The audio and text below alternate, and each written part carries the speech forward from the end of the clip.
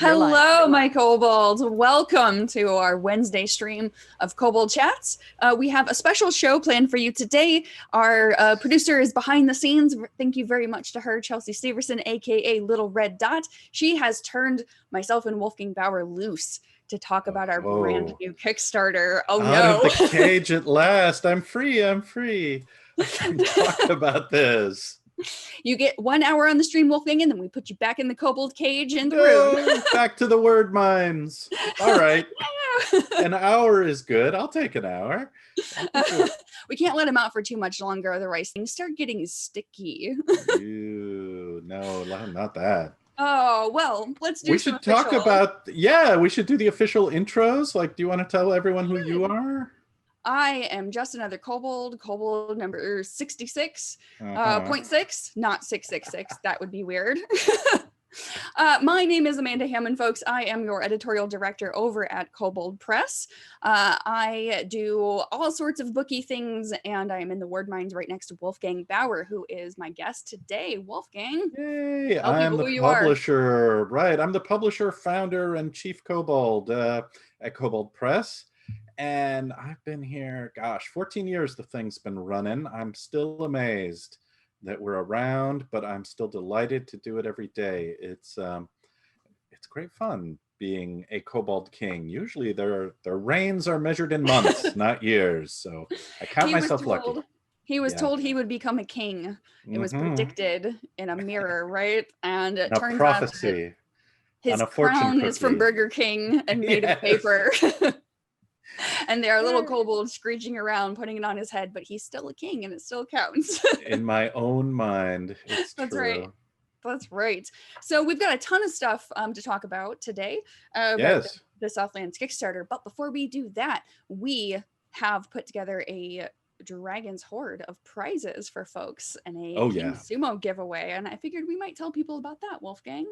Sure. It took a little arm twisting, but we actually said, why not just give everybody like the library, right? Like give some winner the Midgard Heroes Handbook, the Midgard World Book, the DM screen, the character sheets, some pocket editions of the monster books, Tome of Beasts and Creature Codex, Deep Magic for 5th edition, and then the full trilogy of ghouls, right? Empire of the Ghouls, all the Adventure ghouls, Path, Heart Desires. Yeah, oh, so ghouly.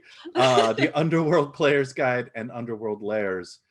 And I think it's like 9 or 10 books. It is. I can count on my screen because it's in front of me. I'm cheating. Show off your fancy counting skills. It's 8. It is 8 products, including the DM screen, the pocket editions that you mentioned, the world book that you mentioned, the Ghouls Lairs, Underworld Lairs, as well as the Underworld Player's Guide and Empire of the Ghouls 5e, which is a beautiful hardcover adventure compilation. That is, how many levels is that, Wolfgang? That's quite I think it goes from 1 to, I didn't write it, so I'm not sure, 1 to 12. I think or 1 to 10. And then there's additional material in the Underworld Lairs that takes it an extra level or 2. And these prizes have been pulled straight from the Warrens, which means, as Alexander Sandgrim, our director of operations, has noted, that the world book is signed directly by Kobold King himself. I'm going to, yes. You didn't write profanity in it this time, did you, Wolfgang? No, I would never. In a Midgard world book? No, but I might even, once we have a winner's name, I might say personalize it, or I don't know. We're going to ship it some distance. There are all sorts of fun Eldritch runes that you could include. Ooh. Yeah, some hieroglyphs. That's glyphs of warding. For Southland. Open it. Kaboom. Yes. And that seems koboldy. It does. It does seem koboldy. So please do go to that link that has been dropped so generously by our producer, Little Red Dot, into the chat. You can enter to win by putting in your email address. And there are various ways that you can get additional entries by liking Kobold social media pages, sharing the link to the Kickstarter, etc., etc. We've already had a number of people sign up, have we not, Wolfgang, for this? Oh my goodness, I don't know how many. It's a big number. Kobolds can't count that high, but with the prize, this is like the biggest, it's the biggest prize thing we've ever done even including some of the giant charity bundles we've done. So yeah, spread the word and get in on it. Please do. And I believe that this ends, is it the end of November, Wolfgang? Yes, When I when think it so. ends? Yes. So get in on it while the getting's good, and you just might win a horde of prizes pulled directly from the Warrens, signed probably legibly by Wolfgang Baur himself. Somewhat legibly, explosive runes possibly included, possibly not. Possibly not. You never know what you get. That's the fun part with kobolds over here. Yes, traps So are our business. Let's talk about the other thing, though. yeah, we could just waste time talking about awesome stuff we've already published, or we could waste time talking about awesome stuff we haven't published yet. Right. Yeah. The Southlands Kickstarter is coming at the end of the month, and we revealed that to fans and subscribers of the Kobold Courier newsletter. We did. Because they get the news first. Like And that's pretty much all yes. That's kind of all we told anybody is it's coming. It's true. It's true. Yeah, it's a very exclusive announcement.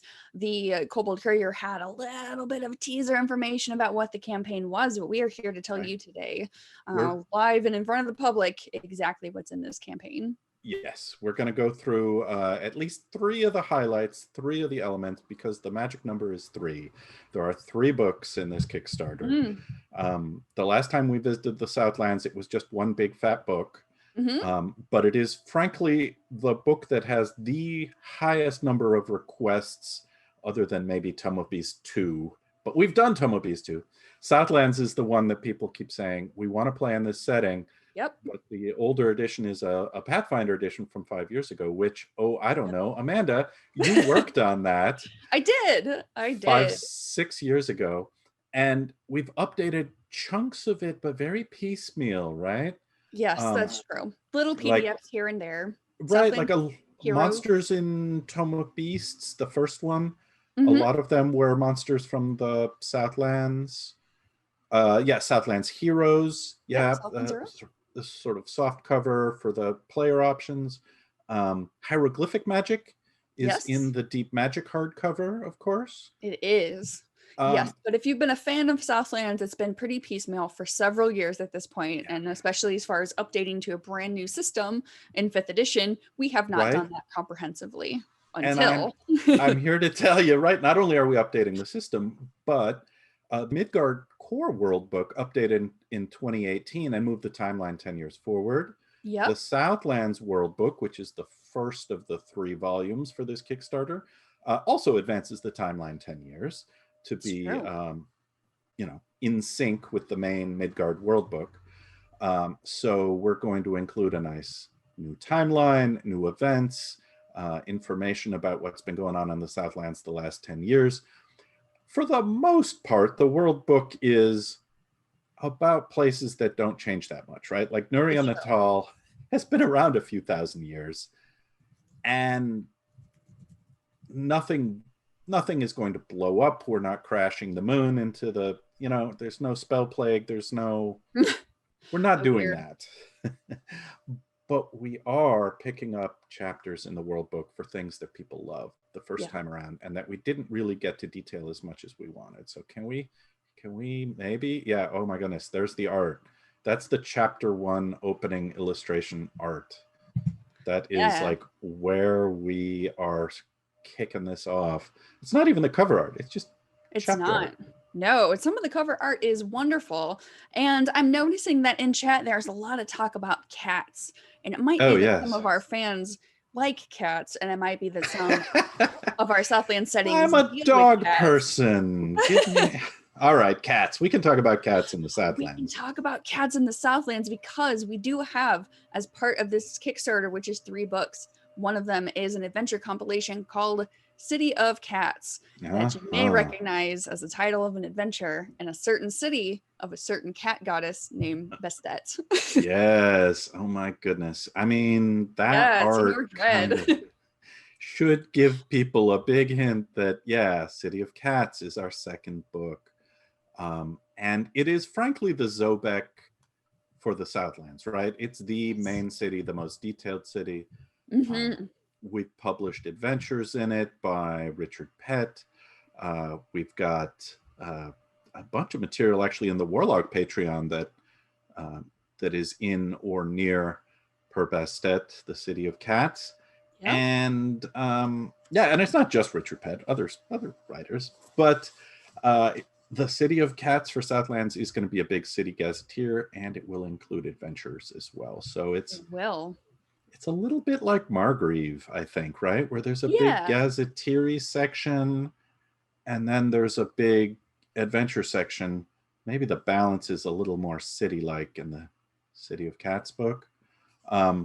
Yeah, there's a lot of cool stuff in Perbastet, right? It's a very iconic location for the Southlands. First of all, it's owned by a cat goddess who literally does cat things and walks around in the form of a house cat and just observes what's going on, and maybe shows herself as a goddess and maybe doesn't, and just grooms herself while terrible things happen nearby because she's entertained.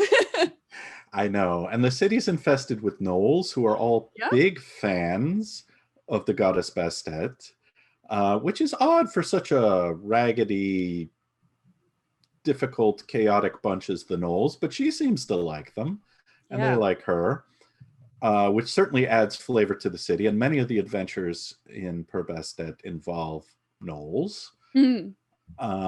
So that element is still there. So the crocodiles are also there, the Subek, I should say. Yes, they are. The Subek, aka my character in a Southlands game that may or may not be happening soon. Brian. Yay! Right? Yeah. Which seems like a very Southlandsy thing, but they were originally a monster in Tome of Beasts. Yes, they were. Yep. Yeah, and we have updated them, in fact. And now might be a good time to talk about what you could actually find and play as a player in the Southlands Player's Guide. And we've got all sorts of cool rules and mechanics for actually playing some of these creatures, like a crocodile person or multiple versions of a cat person. You don't have to be in Perbastet for that, by the way. They are everywhere. They are everywhere. The cat folk have infested all the Southlands in various forms. And we have sort of we put our own spin on it. Catfolk were mentioned in a number of adventures we published, but we've never really given them player character stats. I'm sure that the gnolls are in there. I know the Djinborn are in there. We haven't really talked about the Djinn. We've not. Because they're not really big in the City of Cats, but as you go along the coast to Roshgazi and Sindas and the lands of the Genie Lords, there are a lot of Djinborn, and they're a fun race to play. Obviously, they have elemental ties. They're good with magic. I believe they're in the Southlands Heroes softcover, but they get expanded here. And they are, yes, because there is the Dominion of the Windlords, which is all about elementals coming to life and genie magic really infused throughout all of the air. And there are the Djinborn who are descended from specific patron genies of specific areas, right? So look at those arms. Super playable, super cool. I have to say, I don't think they got their due in the prior version of the Southlands. Like, all these player options are relatively new. They're great for 5th edition campaigns, and they really they tell you what the Southlands is about. Minotaurs, of course, are another one of the 5 major races in the Player's Guide. And the other ones are my favorites, but mostly because I made them up. The Tusculi Wasp folk, who were sort of a late addition to the prior version of the Southlands. Their hive cities was a major thing. Wolfgang, I think you're underselling. I think you're underselling these bug people just a little bit. They are the Tusculi. They are bug people. They come in. They are bug people. And they worship a devil lord. Yes, Arbayak, the Prince of Swarms, who's all about the vermin and the lawful and the evil. And they have other dark gods they like. But as a rule, the Tusculi, they're one of those player races that are fun as anti-heroes and fun as, hey, just because my whole species is evil and kidnapping and feasts off the blood of the cattle and this and that, don't Don't judge me, man. I'm not like them. I'm the adventuring Tusculi who doesn't hear the song of the hive, and I've abandoned my queen. And Ooh, I that's don't a know. really good question. Wolfgang, creator of the Yes. Southlands and Midgard, are hiveless Taskulis like Ronin? Can we have bug samurai who are They master are, warriors? frankly, they are totally bug Ronin. Yes! I think that is entirely Double accurate. Devil bug Ronin. Okay, so you heard it here first. I think they're the coolest thing ever. We have new art for them. We have player character options for them. They Ew. weren't super playable in the old edition, but they were in Southlands Heroes. And we're just building on the lore and the weirdness of their culture. They get, I guess I can reveal, they get a chapter of their own this time. Last time Yes, they do. Yes, they do get their own chapter. They get a big write-up in the world book about who they are. The Tusculi hive is built out as far as all of those world building details. But in the player's guide, there are also hiveless traits for Yes. Tusculi player characters, as well as alternate racial traits. And I Yes. think there might be some vestigial wing action going on if you want to. Oh yeah. Oh man. From a design perspective, the flying races are always a pain in the neck, right? It's But true. I think we've got a good answer to some of that. Yeah, for sure. I mean, I guess we'll see, but we're giving that a shot. The other thing that's worth noting about the player's guide, I mean, the races are obviously definitive, right? They're a big part of what makes the setting shine, makes it different. It's not a lot of elves and hobbits, right? No, we actually have no major playable races in the player's guide that are actual just people. We've got, well, there's humans. well, yes, but in the player's guide specifically, the PC races that we have are catfolk. Yes. And there are two different sub races of those, Nikosi and Basteti. Hey, don't give it all away. No. No! You better stop me because I'm just going to keep saying. All right. Well, I think we've gnolls. named, yes. Yeah. But we're not going to talk about the minor races. People will have to ask us about that later. But there are 5 of them, and you're not Yes. going to get me to say anything because Wolfgang says I'm not allowed, and blame him. No. But I mean, we cover a lot there. Though I wanted to give away something completely different. I wanted to say there's character options like barbarian paths and bardic colleges and some new cleric domains. Yeah. There's a ton of that stuff. Druid circles, martial traditions, rangers, rogues. What am I missing? Oh, arcane traditions. Yes. And we say sorceress origins because there's some of those as well. Some of those arcane traditions. Yep. And some new spells. And some of them are going to be pretty clear if you know your Southlands lore already. Like, hey, can we say what type of magic it is? Because it's not normal magic. Oh no, let's save that for later. Nope, you guys don't have nice things because I can't have nice things.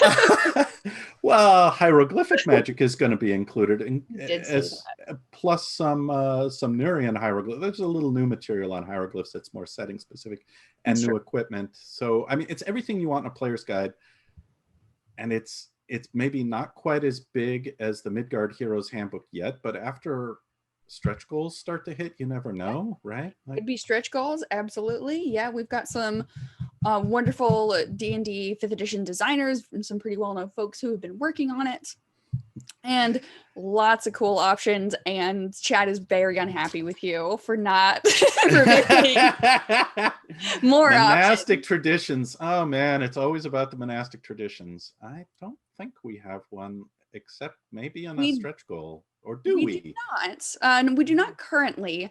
But do you want to talk a little bit? I mean, this is somewhat off topic, but I feel like there's a lot of questions about it. Do you want to talk a little bit about monks in Midgard? They're a rare special thing, right? They are. The ghouls have a monastic tradition, actually. They do.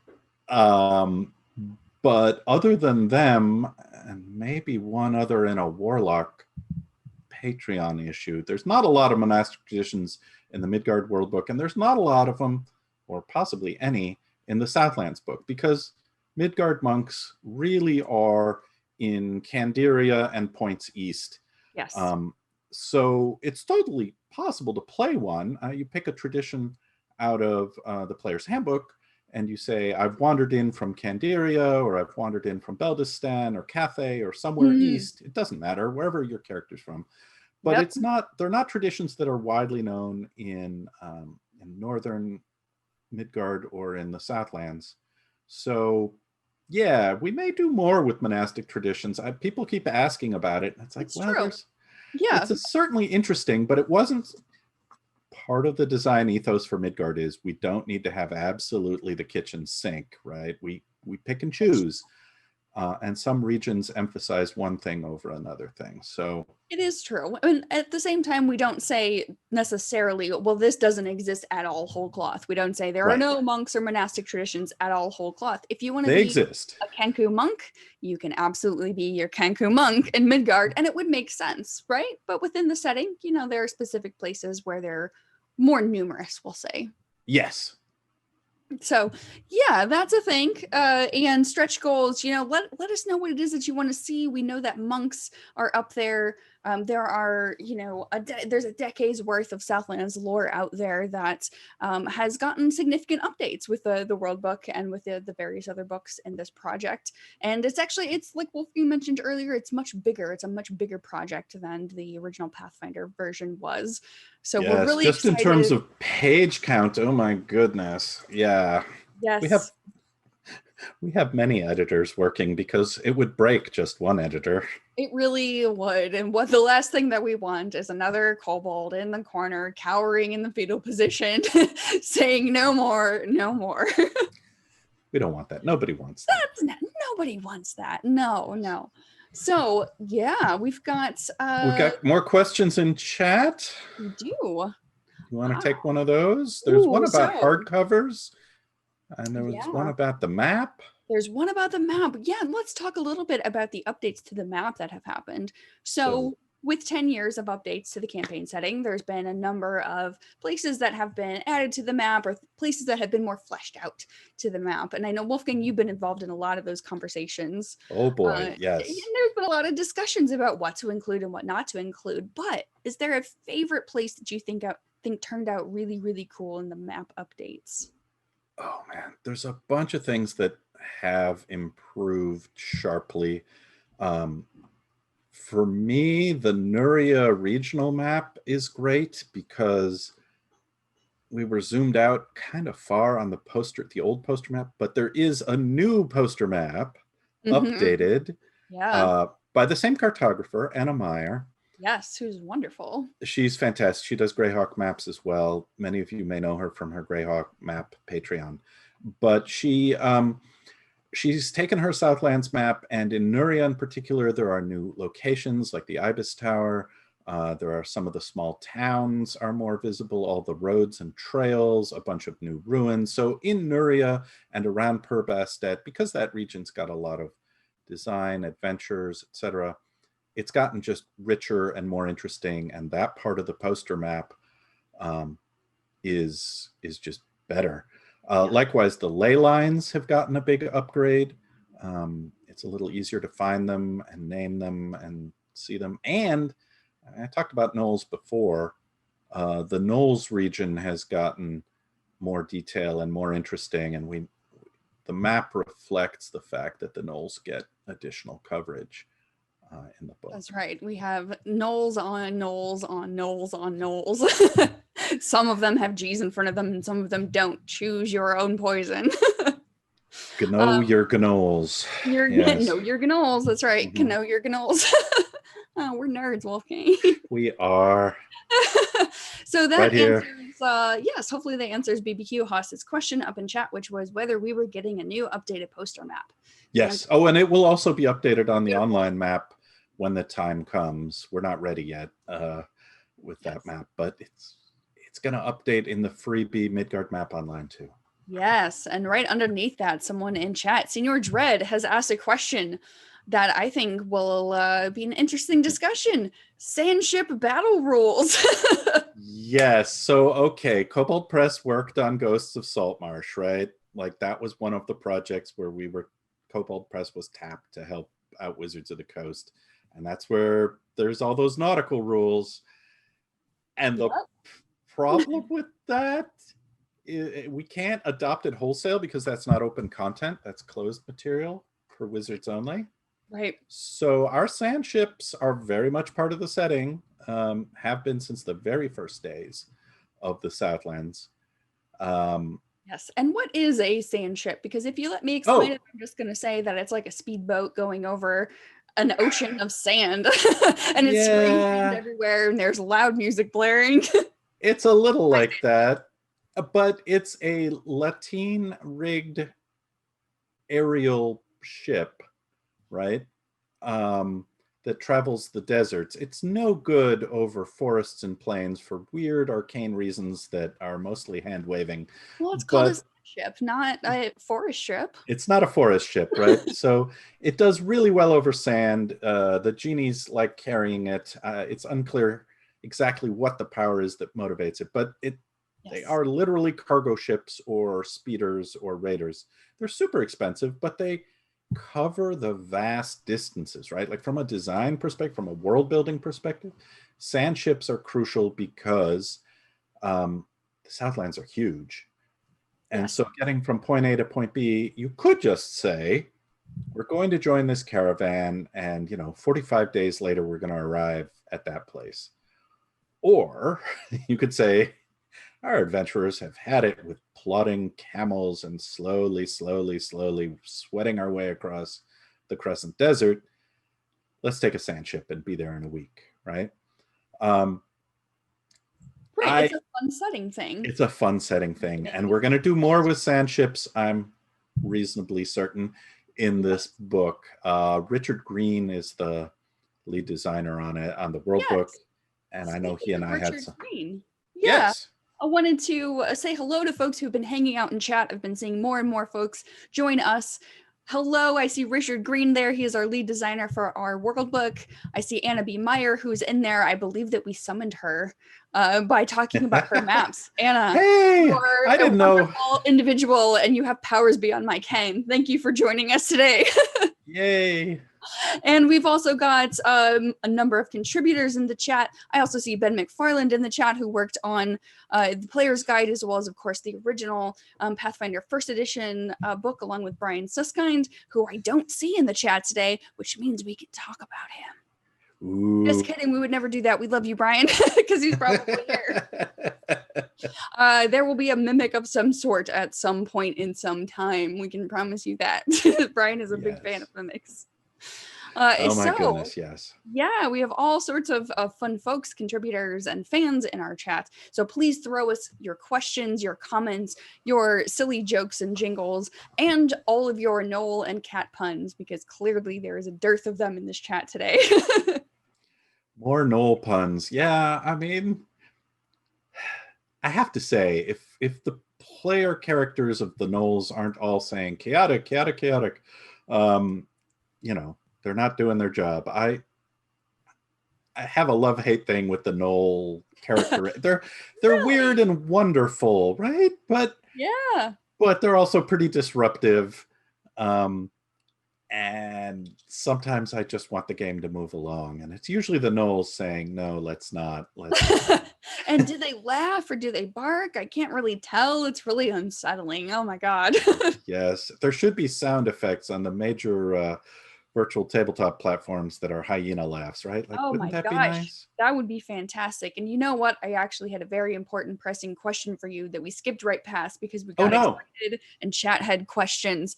Important question to you, Mr. Wolfgang Baur, publisher and Kobold-in-Chief of Kobold Press.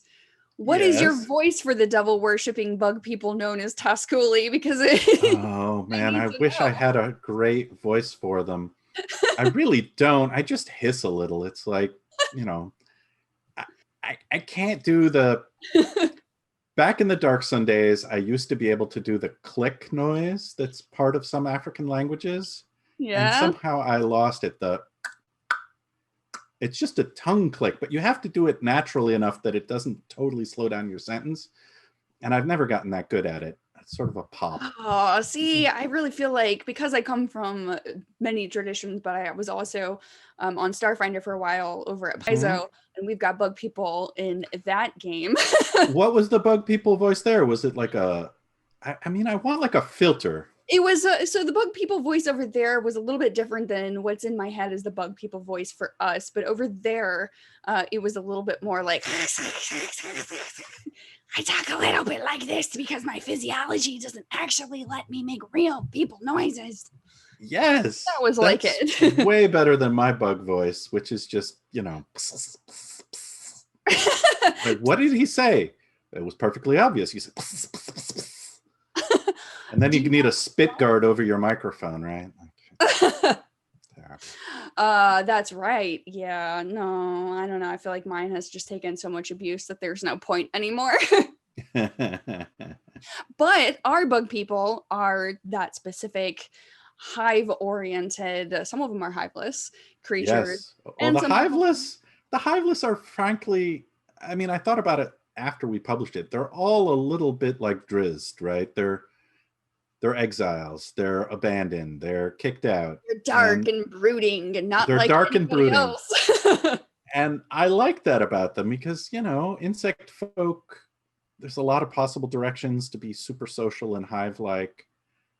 Yep. But they're all loners, and these bags of fur just don't understand. They really don't. And, you know, when they're amongst themselves, they will completely understand each other and sound just, you know, the most comfortable that they are around each other. Right. They're cheerful and lovely and good friends to one another.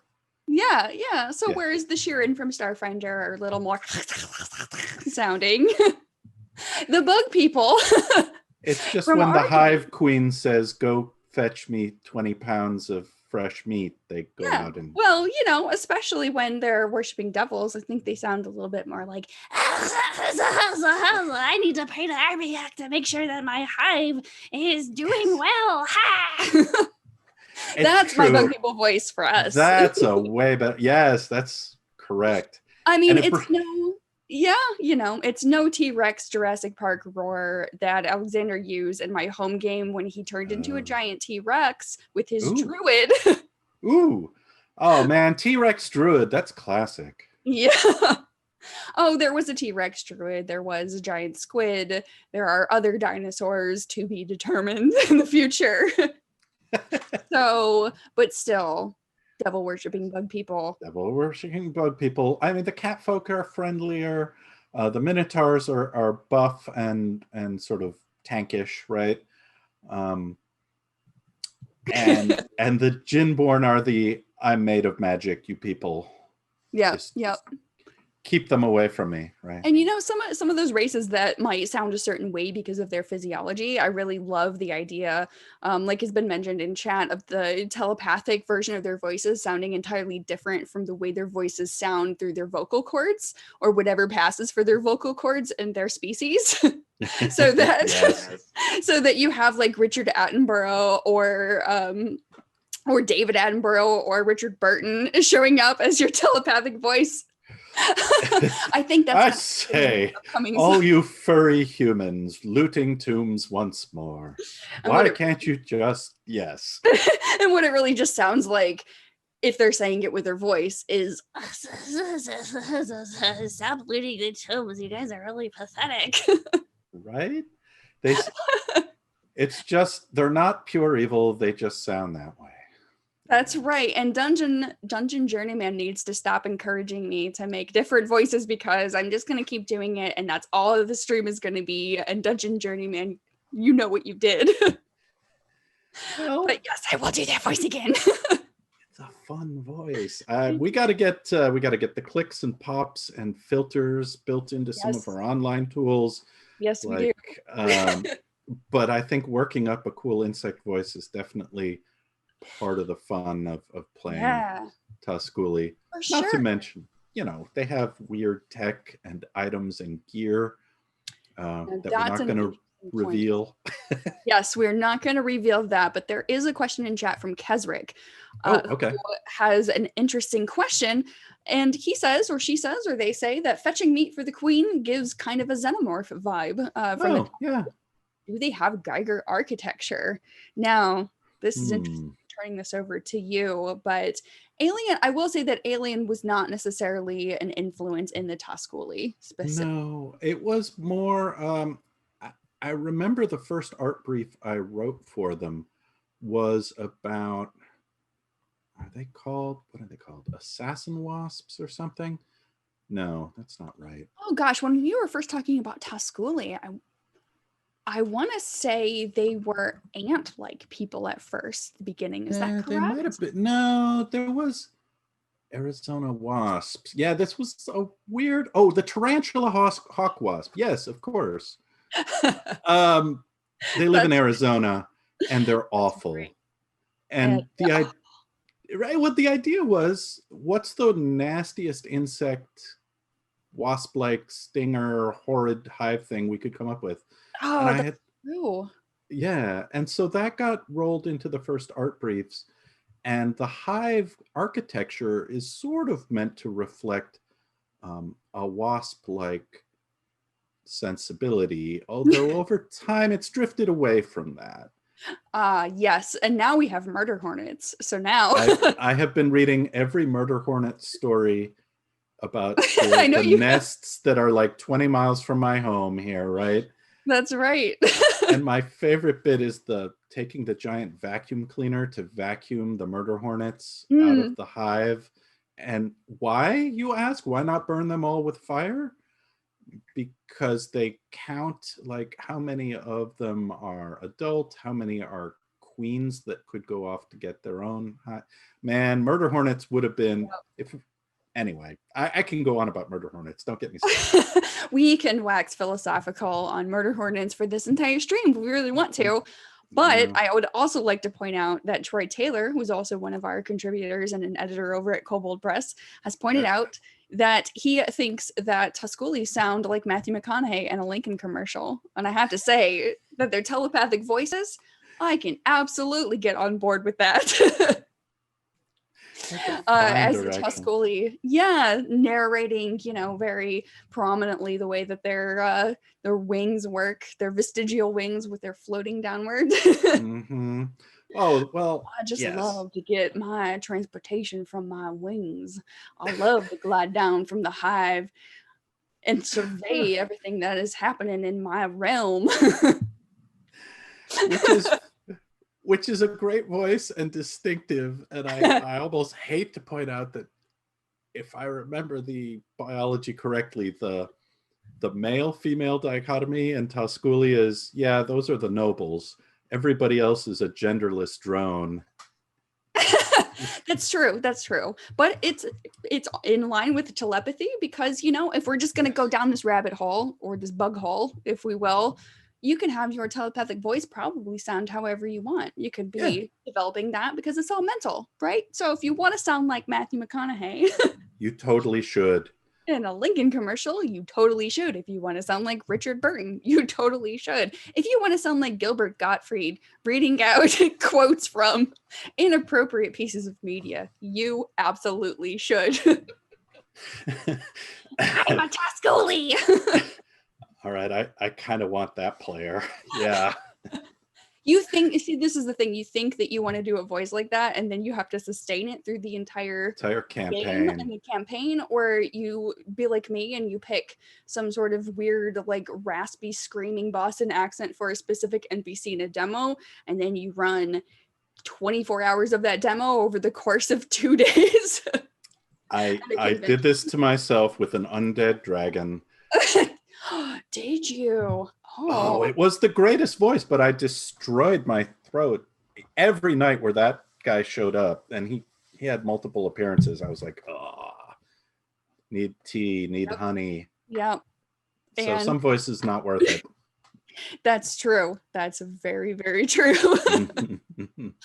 Oh gosh. All right, can we get vaguely back on track? I feel like we're down a rat hole or a hive with the Tusculi, and we should find another thing. Are we off track, or are we perfectly on track as we have gone through Gilbert Gottfried voices, Matthew McConaughey voices, Richard Burton voices? for Tuscany. Right. Yes. Yes, we should talk more about what is in this Kickstarter, which, by the way, we would like to mention does launch on November 30th and goes Yes. through January 1st. So we'll be revealing more as those dates come up on us, and we will be revealing a lot through the course of the campaign as well, including some lovely art that we've got. Yes. Are we doing more reveals this time next week? Or are we making people wait for the launch? I can't remember. I think we are going to talk about Southlands again next week. Yes. And Chelsea, Little Red Dot, our wonderful producer, says we are. So I believe her because she knows what she's doing and I don't. They just tell me when to show up. I will That's talk right. about the Southlands all day, every day. I'll talk about something vaguely kind of related, Yeah. which is the Pantheon chapter, which I Who wrote that revisited. chapter? I can't remember. I wrote it back in the Pathfinder days, and then I said, I'm fairly familiar with all the new domains we just released in Deep Magic, and I gave the Pantheon chapter a 5e makeover for this project. Yes. And I'm happy to say a lot of it felt very much like, well, streamlining and getting to revisit old friends and things that first came out of the Southlands, things like the speed domain, Yes.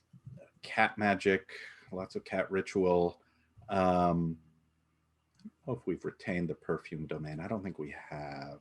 We have not. No, we've scaled a little bit back on some of that because we kind of got to a point where Bastet was sort of the goddess of everything because probably I just loved her so much in Pathfinder. Oh, she's definitely a huge part of the setting, but yes, there are all those dark gods like Arbiak for the Tusculi or Baal Hotep for all the dragon folk, and the white goddess for the orcs, and laughing Kisi for the gnolls, who's also loads of fun and deserves more attention. So yeah, the Pantheon chapter is going to be restructured, reorganized, and streamlined for 5e play.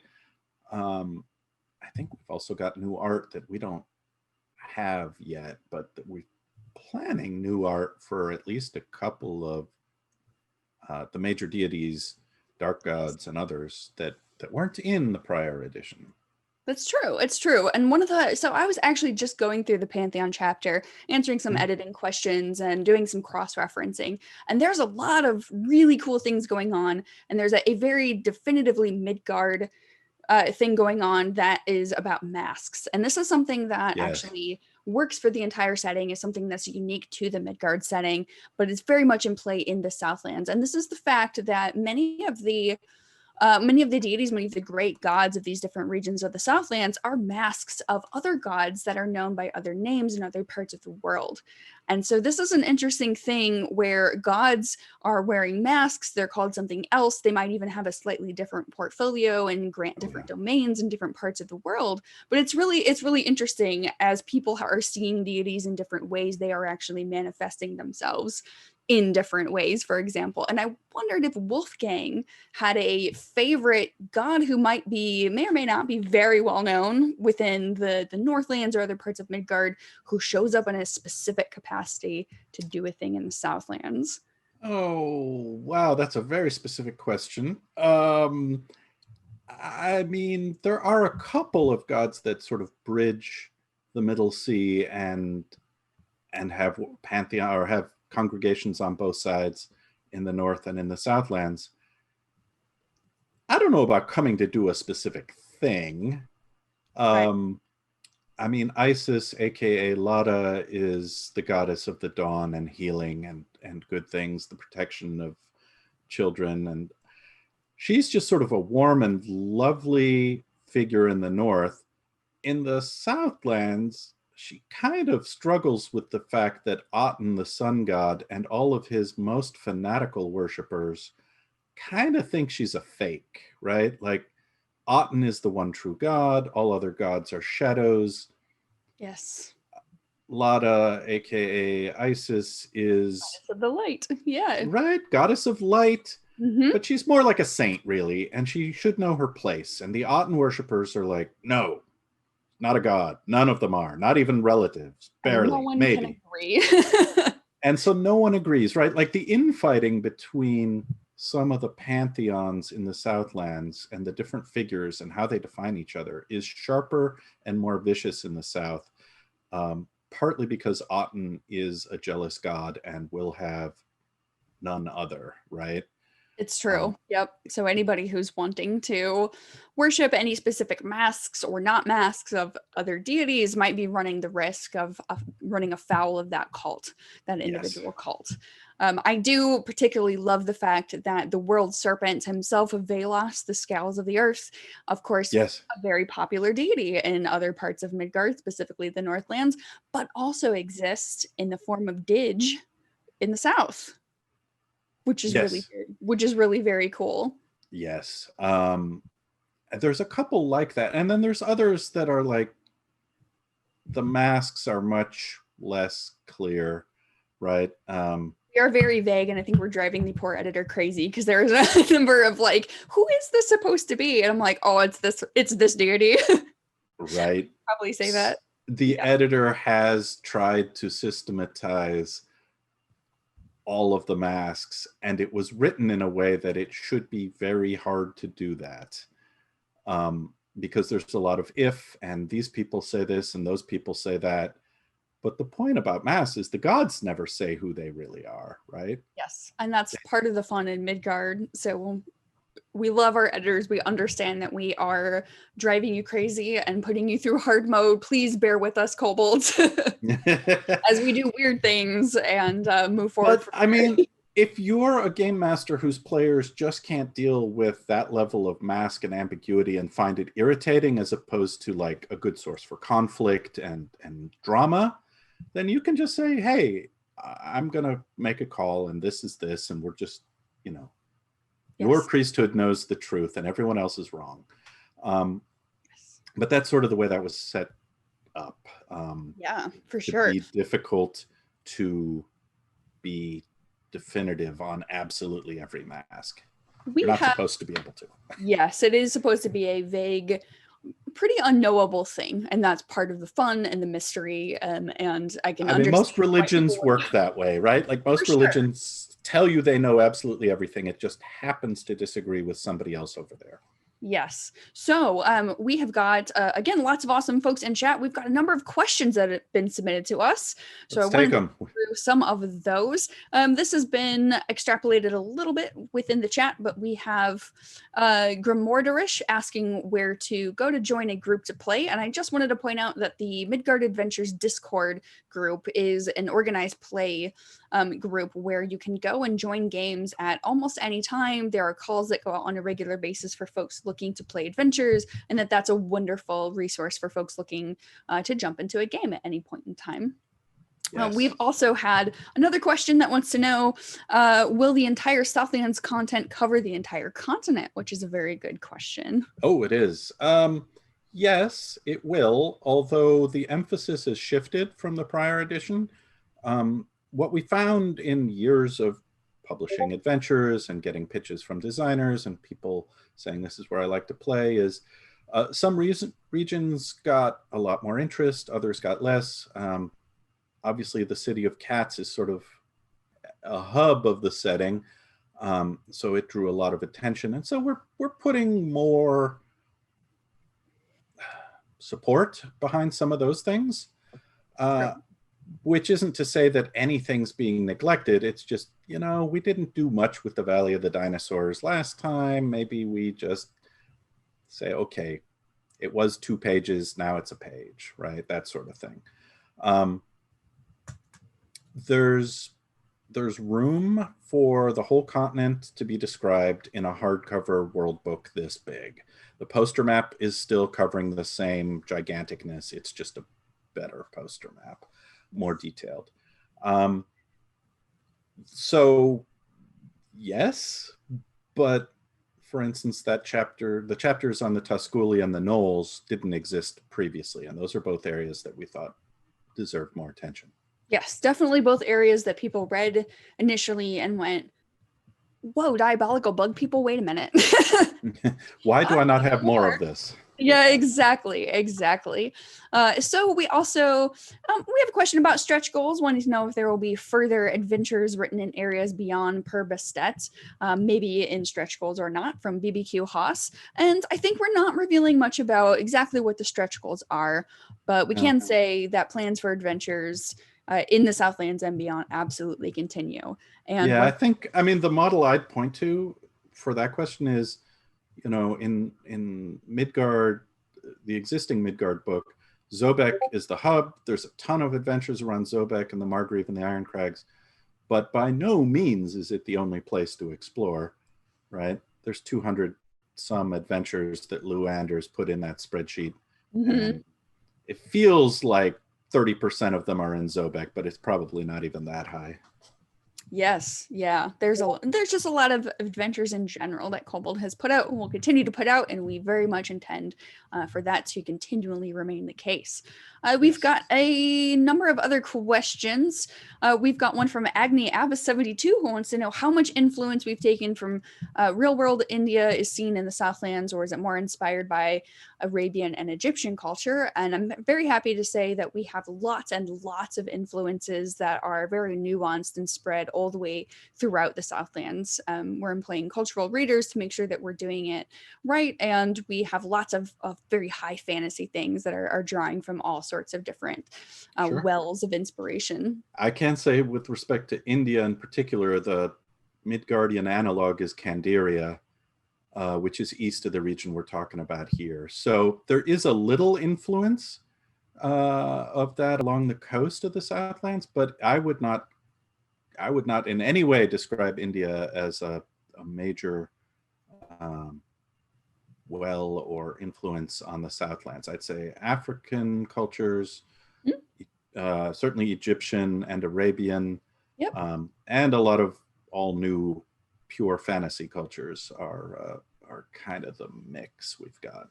It's absolutely very rich in both the inspiration as well as just the material that's being presented as part of this setting. So we also have a question from Mackenzie who says, we mentioned Dragonkind in the Southlands and the god Balhotep. Just point of clarification, we did not mention Balhotep. You all mentioned Balhotep in chat, but I do approve because Balhotep. No, I did. Oh, you did, Wolfgang. You mentioned it. I'm sorry, I've called him. Now we have to sacrifice gold coins. Oh no, gold. Oh no, I'm out of gold coins. Does that mean that I have to sacrifice more flesh? No, well, that's the cult. That's how it works. I am basically just Amanda Golem in a flesh suit anyway. It's fine. I'm sure I've got an extra arm or two around here somewhere. Right. Well, Balhotep is definitely one of the dark gods. And as far as the Nurians are concerned, it's sort of the face of the Dragon Empire is fire and taxation, right? It's like not good. But in the Southlands, the Mask of Baal is different and counted among the dark gods, whereas in the Dragon Empire, he doesn't get counted among the dark gods. He's just the god of law and fire and a number of other things that are more positive. That's true. Yes. So while there's not a nation that is dragonkind in the way that the Marat Empire, for example, in the north is all dragonkind, we definitely see draconic influences throughout the Southlands and then various deities, specifically Balhotep, who are worshipped in that area. I mean, if we don't have deities with scales, are we really kobolds? Is a kobold a kobold without their scales? It would be so wrong. It would be so wrong. So we're happy to play into that stereotype and shine our skills up for you with this brand new Kickstarter that we've got. So chat, only a few minutes left. Throw your questions into the mix. Otherwise, Wolfgang and I are just going to do voices the entire time. And by Wolfgang and I mean probably just me. Mostly you, although, I'll haul out a voice now and again. Your bug voice was wonderful, Wolfgang. Oh, good. Short. Yeah, sometimes, I mean, this is a lazy game master trick, right? But if you do a tiny bit of a voice, like the ums, the ers, the the flavoring sounds, but not actual words, then you can speak normally when you're delivering dialogue. That's true. That's true. I just make it very hard on myself and continue to do ridiculous stuff with most of my NPCs. My dwarves used to be Scottish, then they were German, now they've drifted into Russian. I don't know what's going on with my dwarves anymore. Da, comrade, we drink now, right? I don't know what happened. I totally lost it. In Soviet dwarf land. Soviet dwarf land. Beer drinks you. In Soviet dwarf land, beer drink you. We have a beer goddess. That's a wonderful segue. We do. Ninkash comes from the Southlands and was wholeheartedly adopted in the north by the dwarves. And that's right. She's wonderful. She's ancient, and her face in the south is less dwarfish and more human. But she's still the goddess of beer and community and fellowship, and a very favored goddess in Nuria and in Sebek Sobor, all the dwarf lands. So yes, all the dwarf lands. So yeah, we have a number of comments in chat. Apparently that was something that they're interested in. Dwarves and beer always bring the comments, huh? Dwarves and beer bring the comments to the yard. That's true. Oh gosh. So Agni Abbas is wanting to know, do we have any favorite parts of the Southlands? Well, I think that we covered diabolic bug people pretty heavily. So unless we want to talk about that. That one, I think the Genie lands and Nuria. Yeah, there's lots of favorites. Yeah. Yeah, for sure. Let's see. Ooh, what else have we got? We have the Dungeon Journeyman, who in addition to continuing to encourage me to do my bug voice, wants to know if dwarves sound like youpers. They could. Yeah, that'd be totally fine. Oh, don't you know dwarves sound just like youpers? Youpers. Here. Oh my goodness, I used to live in Michigan, so you know it. There is a subtle difference between a generic Canadian accent and the Youper accent, and it mostly has to do. I'm going to be totally blasphemous and say Youpers are just northern Wisconsinites. I'm sorry. They're not Michiganders at all. Ooh, Fargo, but in Midgard. That sounds fun. Oh my goodness. And now I want to run a winter scenario, and we're really drifting off of our southern really theme. are. Do we have any other questions? I'm sure we have more questions. Oh goodness, it looks like we are getting to be fresh out of questions. You guys have another minute or two. We will remind everybody that we are here to talk about Southlands and that we're launching the brand new Southlands Kickstarter from Kobold Press on the 30th of November. It will be running through the 1st of January, and it will include 3 books, including a world book, an adventure book, and a player's guide with lots of really cool players options. Yes, many. Some specific to particular towns or regions, backgrounds for some of those things. Everything you'd want to just get a banquet of Southlands player options. And yeah, I don't even want to talk about the stretch goals, but there's some stuff in there too. Yeah, there's some very cool stuff in stretch goals, but I'm shutting myself up. Yep, we're specifically not talking about that. If you let a kobold run loose, all he will do is scream about stretch goals.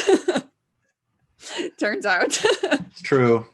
So, yeah, this Kickstarter, again, launches on the 30th of November, and we've got lots of cool things to reveal up until then. So please do take care to pay attention to koboldpress.com, pay attention to our Twitter feed, to our Facebook feed, and all the individual cool things that we'll be saying about this up until the launch date. One last question from chat we got from Troy, who wants to know whether we've got cultural influences across the Middle Sea. Oh, that question. Ooh, that's a good one.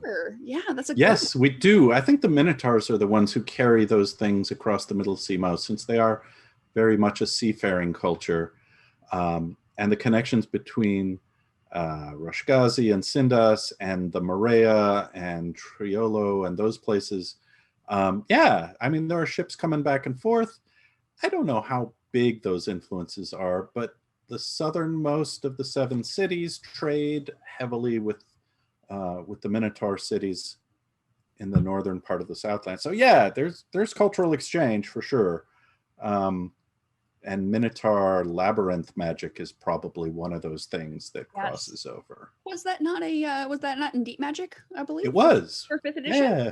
Right. We did have it, which I don't think we called it specifically Midgard stuff, but it's fairly Midgardy, the whole labyrinth magic thing. But it's in Deep Magic. Yeah, yeah. So yes, Minotaurs are awesome. They are another part of the Southlands that is pretty unique, I think, to the setting, in that there are Minotaur ruins, and they had a high society empire at one point, and there's all sorts of fun things that you can learn about that particular group by heading into the Southlands or being Yes. from there and adventuring in these places of exciting pulp lore. Minotaurs love treasure, which reminds me, we're giving away a giant treasury of Midgard and Kobold books. How Do we want to smooth. say that one last time before we quit? That's true.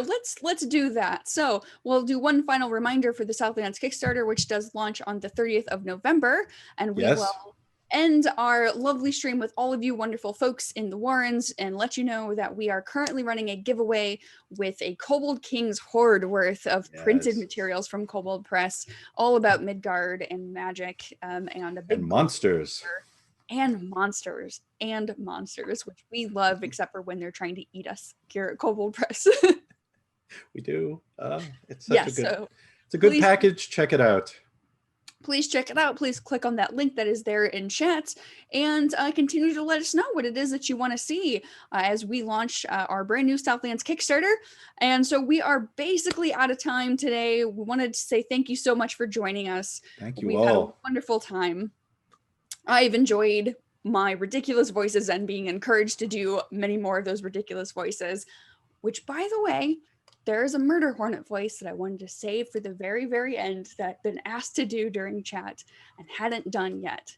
So the murder hornet sound. Now you're only going to hear this here, just like this. Death! I'm terrified. I flee. Flee. Death, death, death, death, death, death, death, death, death. They said, "Hi, we're glad to meet you. Welcome to our hive." That's Thank you, Amanda. I think we're never gonna top it. I think we're out. I think we're out. Thank you for joining us. We'll see you next week at this time on Kobold Chats.